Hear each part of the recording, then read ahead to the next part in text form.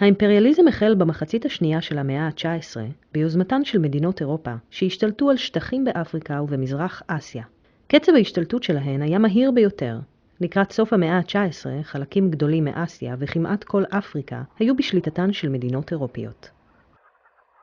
הגעתם אלינו אנשים בעלי מראה מוזר שכמותו לא ראינו. אורכם לבן ומבריק, כל גופכם מכוסה במלבושים, ושפתכם הצורמנית אינה מוכרת לנו. בחיוכים והבטחות רימיתם אותנו. איך אתה מעז להתייחס כך לתרומה האירופית האדירה למען אפריקה החשוכה? כל מעשינו היו בתיאום מוחלט עם מנהיגיכם.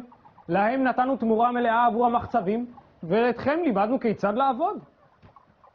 הבאנו לכאן את התרבות האירופית האדירה. לימדנו אתכם שפות אירופיות, בנינו עבור ילדיכם בתי ספר מודרניים. על מה אתם מתלוננים? אתם מתייחסים אלינו כנכשלים ונחותים. לכן אתם מכנים אותנו ילידים. אנחנו כילדים בעיניכם. המיסיונרים שלכם אילצו אותנו להתנצר, וכך כפו עלינו לזנוח את אמונתנו העשירות ועתיקות. לזה אתם קוראים תרבות אירופית?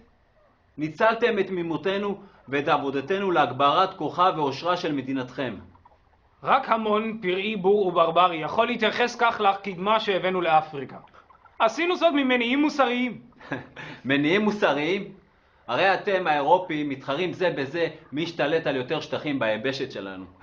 ממש כמו במרוץ. סיימתם להילחם ביניכם באירופה ובאתם להשתלט על אפריקה, על אוצרותיה, על אנשיה, והכל רק מתוך אינטרסים פוליטיים.